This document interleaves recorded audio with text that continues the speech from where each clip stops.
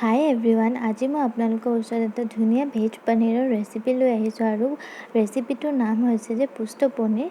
তো এই ৰেচিপিটো বনাবৰ কাৰণে প্ৰথমত মই ইয়াতে লৈছোঁ 2 চামুচ পুষ্ট, তাৰপিছত 4-5টামান কাজু বাদাম আৰু ডাঙৰ চামুচৰ জোখেৰে 1 চামুচ মই কিচমিচ লৈছোঁ। কিচমিচ লৈ পিনে মই 2 ঘণ্টা গোটেইখিনি তিয়াই থৈছোঁ।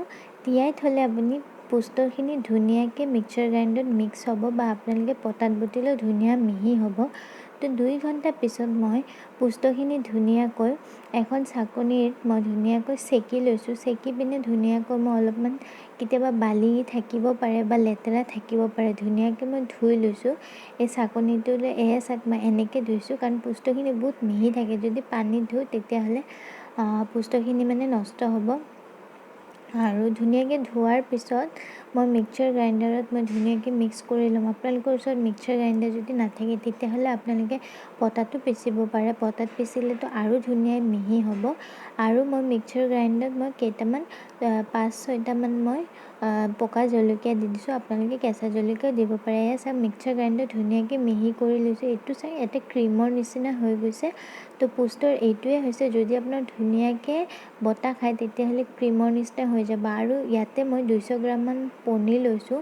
পনীৰটো মই প্ৰথমত অকণমান নিমখ, তেল আৰু হালধিৰে মই অকণমান ভাজি ল'ম। জাষ্ট দিম 2 মিনিটমানৰ কাৰণে দি পিনে মই ভাজি ল'ম। প্ৰথমত কেৰাহীটো গৰম কৰি লৈছোঁ, পূৰা গৰম কৰিব। গৰম কৰাৰ পিছত মই তেল দিছোঁ। তেলটো যেতিয়া গৰম হৈ আহিব তেতিয়া মই অলপমান হালধি আৰু অলপমান নিমখ দিছোঁ।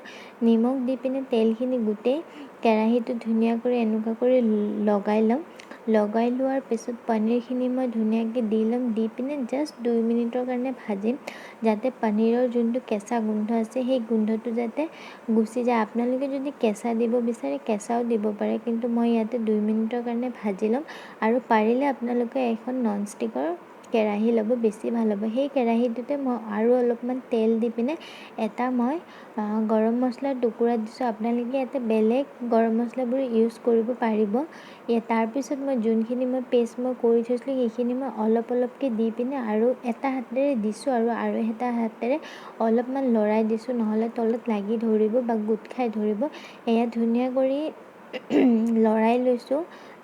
গেছৰ ফ্লেমটো এতিয়া একদম কম নাৰাখিব বা একদম বেছি নাৰাখিব। তাৰপিছত পৰিমাণ অনুযায়ী মই নিমখ দিছোঁ আৰু পৰিমাণ অনুযায়ী হালধি দিছোঁ। হালধি দি গেছৰ ফ্লেমটো মিডিয়াম ৰাখি পিনে তাৰপিছত মই ইয়াতে অলপমান কালাৰৰ কাৰণে কাশ্মীৰী ৰেড চিলি দিছোঁ। আপোনালোকে শুকান জলকীয়াও দিব পাৰে যদি আপোনালোকে জ্বলা খায়।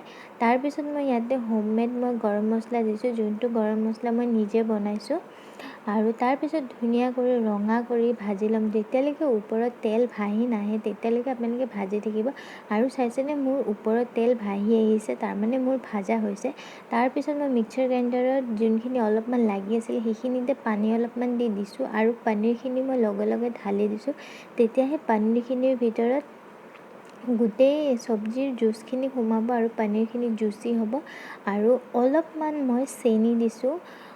চেনি দি পিনে চাওক ধুনীয়া এটা কালাৰ আহিছে, ওপৰত তেল এনেকুৱা কৰি ভাহি আহিছে। তেতিয়া আপোনালোকে গম পাব যে পুষ্টখিনি ধুনীয়াকৈ ভাজা হৈছে। আৰু পনীৰখিনি যিহেতুকে আগত দি দিছোঁ, তো পনীৰখিনিতো ধুনীয়া কৰি পনীৰখিনিয়ে চব্জিটো টানি লৈছে আৰু পনীৰখিনি জুচি হ'ব। তাৰপিছত মই পৰিমাণ অনুযায়ী পানী দি দিছোঁ। পানী দি পিনে মই ঢাকি দিয়া নাই, গেছৰ ফ্লেমটো হাই কৰি পিনে 5 মিনিটমান হাই ফ্লেমত থৈ দিছিলোঁ। এতিয়া চাওক গ্ৰেভিটো এনেকুৱা হৈছে। আৰু তাৰপিছত মই আমুলৰ ফ্ৰেছ ক্ৰীম অলপমান মোটামুটি 2 চামুচমান মই দিছোঁ। দি পিনে লৰাই ল'ম। আৰু আপোনালোকৰ গ্ৰেভিটো যেনেকুৱা আপোনালোকে বিচাৰে সেনেকুৱাত হ'ব।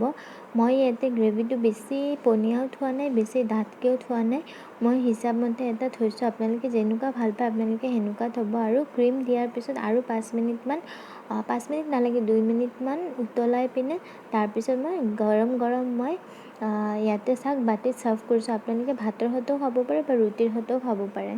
আৰু খুব সহজতে আপোনালোকক মই এটা ধুনীয়া ৰেচিপি দেখালোঁ। আৰু ৰেচিপিটো যদি ভাল লাগিল তেতিয়াহ'লে মোৰ ভিডিঅ'টো লাইক কৰিব, শ্বেয়াৰ কৰিব আৰু চেনেলটো ছাবস্ক্ৰাইব কৰিবলৈ নাপাহৰিব। ধন্যবাদ।